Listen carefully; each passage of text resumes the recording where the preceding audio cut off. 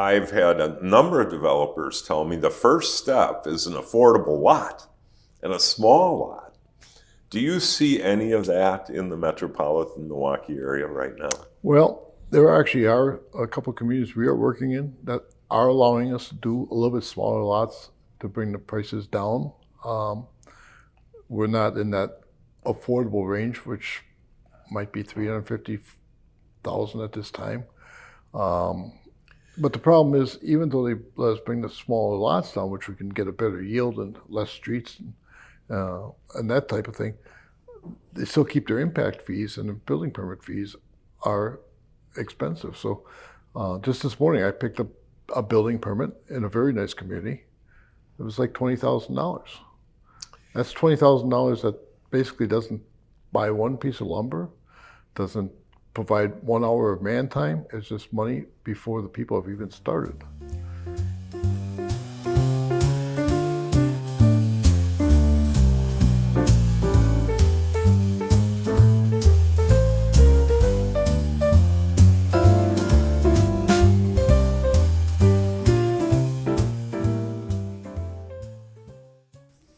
Hello, my name is Paul Seitz. I'm a business development consultant with R&R Insurance Services in Waukesha, Wisconsin. Thank you for joining us today. This podcast is called Land Development Focus. We will be discussing the various stages of the approval process, the numerous government entities involved. To do this, we're going to meet with a number of Wisconsin-based land developers to have them share their experiences and challenges to bring a parcel of land to a developed parcel that can be utilized by our community. Joining me today is Mike Kaerek from Kaerek Homes Incorporated. Thanks, Mike. Thank you, Paul. Thank you for having me here. Mike, I understand your father started the business? Yes, my dad started business back in 1961. So we've been here 64 years or so, 63. And my dad developed a lot of subdivisions over his time. And he retired back in 1986, and I took over after that. And I've been involved with probably about 50, 60 different subdivisions that we've developed. And we also buy lots in other developers' subdivisions because we're primarily a single-family builder. And it's all been single-family lots as opposed to apartments or multifamily. That's correct. We have not done any apartments. We've developed some condo lots and developing some right now. Matter of fact, behind us here, we can show you that. We're incorporating some condo development into our single-family residence, but we're not building the condos. We're just developing the land and selling it off to other builders. I see. So you've been in this business for a heck of a long time. How has it changed from, let's say, 1990? Let's go back 30 plus years. It's obviously a much more complex process that takes a longer time to bring a development to the marketplace? Is that a fair statement? That's correct. It's more time consuming, and more importantly, or just as importantly, it's more cost consuming. The number of agencies we have to go through. On this particular development back here, I count out, we did 45 different permits for different agencies, from the city to the state to the county to DNR. Just every time you turn around, there was another. And a lot of the permits weren't super expensive. Some were, but some were like hundreds of dollars, some thousands. But there was like 45 different permits. 45 permits for this single development. Correct. And this is in Oconomowoc. Yes. On Brown Street. Yes. And this is, as you mentioned, a mix of single family and multifamily. It's mainly single family. We have probably total, we'll have 400 single family lots, and then we have 64 condo units that will be going in. We hear a lot of discussion in the press, the media, regarding the lack of single family lots. in the metropolitan Milwaukee area. What do you attribute that to? And how can our community, simply put, develop more single-family lots? I can contribute to the fact that it takes so long to get them approved. It's very time-consuming, very, financially consuming. A lot of hoops to get through, and you have to find the right piece of land that's got the right, amenities like sewer and water, or location for traffic, and so on and so forth. And then you have to worry about water table, the groundwater tables. There's just so many things to take into consideration when you buy a piece of land. And a lot of times we buy land and it doesn't pan out. We take an option on it, and 6 months later we let the option go because it's just not going to work out financially or time-wise. So from your acquisition of a vacant piece of land to selling the first lot, what is that time On a frame? short term, it could be 1 year. That's as quick as it would Quick be. as it's like if every domino fell correctly, and if it doesn't, it can take 3 to 4 years. Really? If the project proceeds at all. Mm-hmm. That's just the way it is. And then you have to worry. Not only are we worried about getting approvals, but then we have to worry when you time period of 3 to 4 years. You got economic cycles you have to worry about. By the time we get it all set to go, the market may not be there that will be able to consume the lots, so you just can't put them in. The banks won't let you. So, Mike, if you could wave a magic wand and make this process more efficient, what would be 1 or 2 things in the existing process that really slow you down, that perhaps there's no justification for that? Well, I think time between approvals. So when we submit something, if people would react to them within a week or 2, and everybody's busy, we understand that, but the quicker they can react to them and get us what they wish, or tell us up front what they want, and just proceed along the approval process, that would help a lot. Mm-hmm.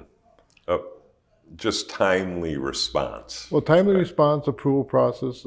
We understand we have to go before planning commission meetings, which they schedule those once or twice a month, and we work around those things. But once we get past the planning commission and the council meetings, if all the engineering planners, if everybody could give us quick approvals, that would be very helpful.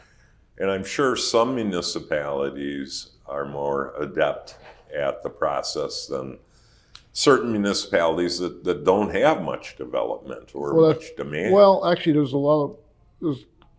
there are some communities that really want development and will really work with us to get it done quickly. And there are other ones that basically almost don't want it, mm-hmm. and will put up delays to slow things down, which is very frustrating. Mike, you've been a member of the Metropolitan Builders Association for many years. Long time. What role do they play in our land development and home building industry? Well, it sets a standard for home building, which is mainly what we are. We are mainly a home builder that develop lots to supply our home building needs. So the MBA has been very great with that. So you're referencing the building industry standards that they publish? Correct. I understand local courts use that as a guideline. Yes, they do. Industry standards. They do, and they have an arbitration committee to resolve disputes, which is helpful once in a while. They're very good at doing all the government affairs, keeping us informed of what's coming up, what's coming down the pipeline, what we have to concern ourselves in the future. Mm-hmm. It's just a great organization. And of course, the Parade of Homes. And the Parade of Homes, which we are in it this year again. Yes.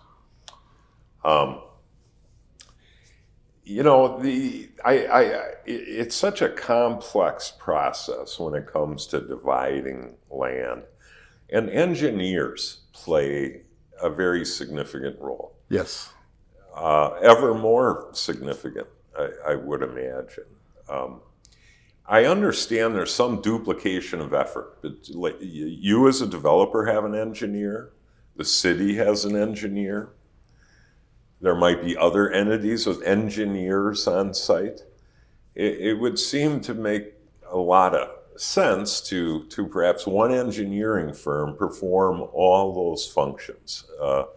I know that's not the case now, but what are your thoughts about that sort of process? There was a municipality back 25 years ago that allowed us to do that, and it worked very well because the engineer that was on record took full responsibility for not only his plans but also the inspections. And that worked. And it worked very well.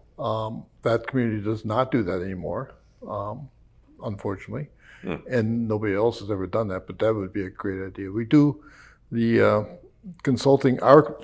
When we look at a piece of land, the first thing I do is call one of our consulting engineers, and I say, what can we do with this piece, and sewer service availability and all that type of thing.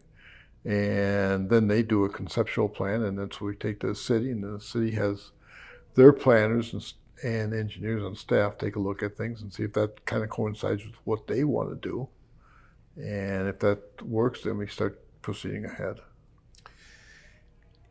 There's a lot of discussion in the community about affordable housing. I hear it again and again. Many communities will embrace affordable housing. I think usually that's in the context of a rental, an apartment building. But of course, there's a single family discussion about affordable housing. And I've had a number of developers tell me the first step is an affordable lot and a small lot.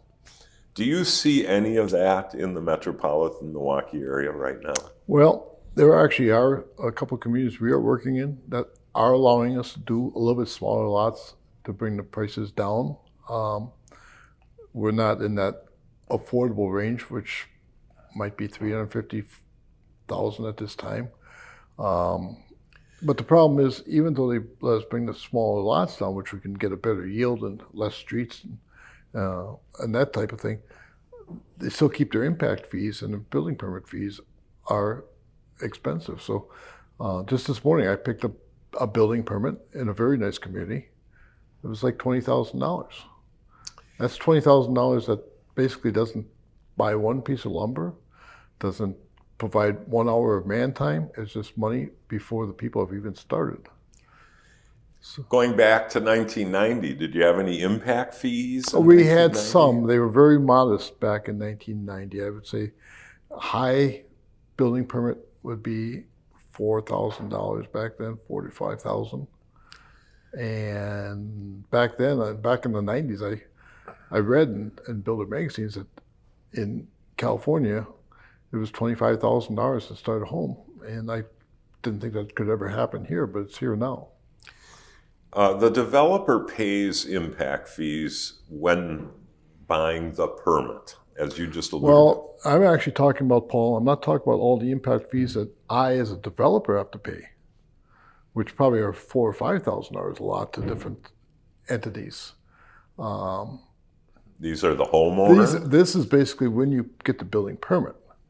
It's another $20,000. Now, that includes a building permit fee, which would normally be $3,000 anyway. But there's other fees, there's park fees, police fees, all that type of thing. Mm-hmm. The fees just continue to rise. Fees, they continue to rise. And so we take the $20,000 that we pay significant. That a builder pays for the permit, and you take maybe $10,000 of fees that the developers paid. That's $30,000 on a $500,000 house. Mm-hmm. Mm-hmm. And it's also the people are paying property taxes because those costs do get passed on to the buyer. And so that house that should cost $470 that you'd be taxed $470 on is going to be taxed at $500 because that's really what it cost. Mm-hmm. So you're getting double hit. There seems to be an ongoing momentum for municipalities to continue to increase these impact fees. because they're essentially imposing fees on future homeowners. It's not the people that currently reside there, but it's really the people that will be living there. So it seems that's so easy to do because there's no opposition to it. True. And they are supposed to, like, the fees are broken down for park fees and this fee and that fee. And they are supposed to use it for parks, so people are getting some benefit, quality of life for that if they do use it for park fees. But it's really hard to account for where the money gets spent in the long run because it goes into their pool. And unless somebody was a forensic accountant, I don't think you could really tell where it goes. But in any case, it's gone.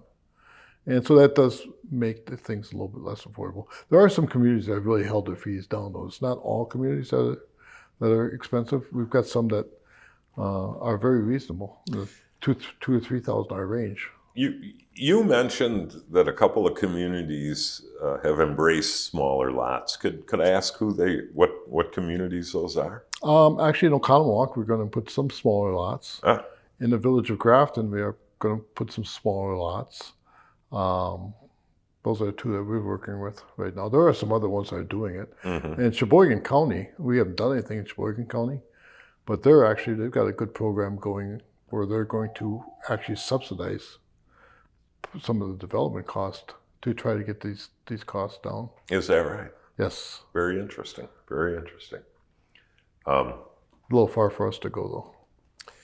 So, one last question, if I may. What's the greatest challenge in your business as a land developer? And I appreciate that you're more of a home builder, Mike, but you've developed thousands and thousands of lots. What's your biggest challenge? Biggest challenge for this week has been the weather, but everything's a challenge, Paul. From the beginning to the end, it's a challenge, and you want to make sure everything is done well and done right. And at the end, there's always little things to clean up, and we try our best to do that, and we do that. But it's a challenge from the beginning to end. Very interesting. Mike, thank you very much for joining us today. Hopefully we can do this again in the future. Absolutely, Paul. Thank you very much. We're honored to be part of this podcast. Thank you.